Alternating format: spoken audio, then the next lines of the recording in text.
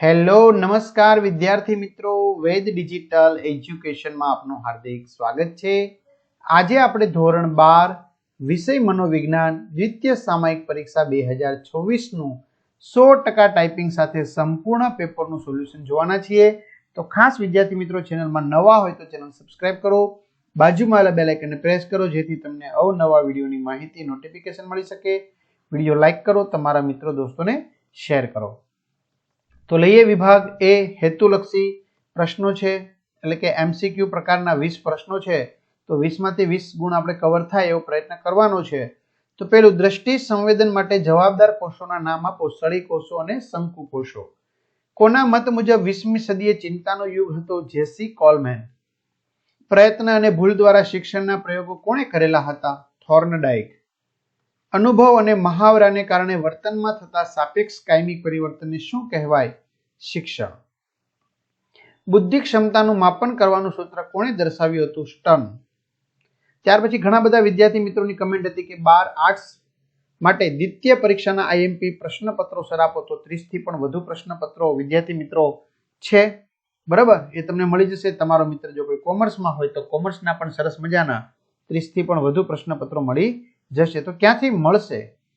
તો ધોરણ 12 આર્ટ્સ બોર્ડની પરીક્ષા માટે પણ ઉપયોગી પ્રશ્નપત્રો, કોમર્સના પણ બોર્ડની પરીક્ષા માટે ઉપયોગી પ્રશ્નપત્રો તો આપણી વેદ ડિજિટલ એજ્યુકેશન નામની એપ્લિકેશનમાંથી મળશે। બધા જ વિષયના પાઠ્યપુસ્તકની પ્રકરણની સમજૂતીના વિડીયો, સ્વાધ્યાય તમને બધાના મળી જશે, એની પીડીએફ મળી જશે। તો ગૂગલ પ્લે સ્ટોર કે જ્યાંથી તમે ગેમ ડાઉનલોડ કરો છો તો ત્યાં જઈને વેદ ડિજિટલ એજ્યુકેશન નામની એપ્લિકેશન ડાઉનલોડ કરો।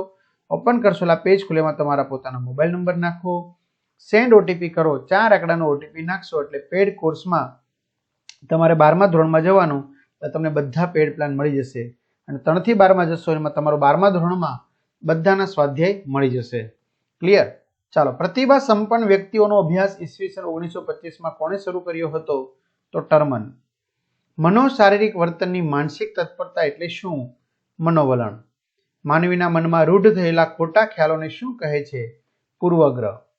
કઈ મનોવિકૃતિમાં બાળક તેને કહેવામાં આવેલા વાક્યોનું પુનઃ ઉચ્ચારણ અવારનવાર કરે છે? ઓટિઝમ। બિનશાબ્દિક સંકેતોને પારખવામાં કોણ વધુ કુશળ જોવા મળે છે? મહિલાઓ। એપીજીએ દ્વારા દર્શાવેલ આચાર સંહિતાના મુખ્ય કેટલા વિભાગો છે? 4। આંતરિક સહજ પ્રતિક્રિયા કઈ છે? રડવું। મનોવિશ્લેષણાત્મક અભિગમ સાથે કોનું નામ જોડાયેલું છે? ફ્રોઈડ। નીચેનામાંથી કઈ મનોવિકૃતિ વારસાગત જોવા મળે છે? છિન્ન મનોવિકૃતિ। નીચેનામાંથી કયું વ્યવસ્થાપકનું મૂળભૂત કાર્ય છે? આયોજન। હવામાં કયો વાયુ ઘટે તો વધુ વૃક્ષો ઉછેરવા પડે? ઓક્સિજન। મૂલ્યાંકન કેન્દ્ર કોની પસંદગી માટે ઉપયોગમાં લેવાય છે? વ્યવસ્થાપક। સંઘની ભાવના શેમાં વધારે જોવા મળે છે? ગીચતામાં। તાર્કિક ભાવાત્મક ઉપચાર પદ્ધતિ કોણે વિકસાવી છે? એલિસ। નીચેનામાંથી કયું વિધાયક ભાવ દર્શાવતું વિશ્લેષણ છે? ઉત્સાહ। ત્યાર પછી વિભાગ બી, 1-2 વાક્યોમાં જવાબ આપો। મિત્રો, આ શોર્ટ ક્વેશ્ચનમાં પણ આપણે ખાસ ધ્યાન રાખવાનું છે। પ્રત્યક્ષીકરણમાં સામૂહિકીકરણના નિયમો મનોવિજ્ઞાનના કયા સંપ્રદાયે આપ્યા છે? તો સમશિષ્ટિવાદી સંપ્રદાય। કોહલરે ચિમ્પાન્જી પર આંતરસૂઝના પ્રયોગો કયા ટાપુ પર કર્યા હતા? કેન્ટ્રી ટાપુ પર। જન સમુદાયમાં બુદ્ધિ લબ્ધિના વર્ગીકરણના આલેખને અન્ય કયા નામથી ઓળખવામાં આવે છે?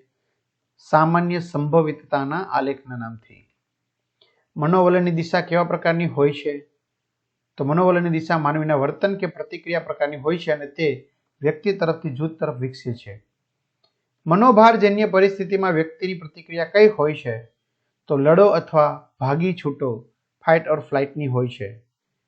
વર્તનવાદના પ્રણેતા કોણ હતા? તો જેબી વોટસન। રોજર્સનો અભિગમ કયા નામથી ઓળખાય છે? તો સલાહથી કે અસીલ કેન્દ્રિત અભિગમના નામથી। કર્ટ લેવિને વ્યક્તિ અને પર્યાવરણ વચ્ચેના સંબંધનું સ્વરૂપ દર્શાવવા કયો ખ્યાલ આપ્યો? કર્ટ લેવિને વ્યક્તિ અને પર્યાવરણ વચ્ચેના સંબંધનું સ્વરૂપ દર્શાવવા જીવન અવકાશ ખ્યાલ આપ્યો। જરૂરિયાતના ઉચ્ચ પદાનુક્રમ શ્રેણી ક્રમનો સિદ્ધાંત કોણે આપ્યો છે? તો ઈસવીસન 1943માં અબ્રાહમ માસ્લોએ પ્રેરણાની સમજૂતી માટે જરૂરિયાતનો ઉચ્ચ પદાનુક્રમ શ્રેણી ક્રમનો સિદ્ધાંત આપ્યો છે। સુખના પ્રકારો જણાવો। વ્યક્તિલક્ષી સુખ અને સ્વપ્રગટીકરણ સુખ। આ સિવાય મિત્રો વિભાગ સી પણ સરસ મજાનો તમને અહીંયા આપેલો છે, બરાબર, પણ એમાં તો મોટા સવાલ છે, તમારે કોઈ પણ તમને આવડી લખવાના હોય છે। બરાબર. તો આવી રીતે સરસ મજાનું સોલ્યુશન જોયું. તો આવી પીડીએફ તમારે જોતી હોય તો એપ્લિકેશનમાં જઈને તમે આ પીડીએફ છે મેળવી શકો છો અને તમે સારો એવો તૈયારી કરી શકો છો. બરાબર. અને બધા વિદ્યાર્થી મિત્રોને સારા માર્ક્સ પ્રાપ્ત થાય એ વેદ ડિજિટલ પરિવાર તમને શુભકામના પાઠવે છે. Best of luck. અસ્તુ. જય હિન્દ, જય ભારત.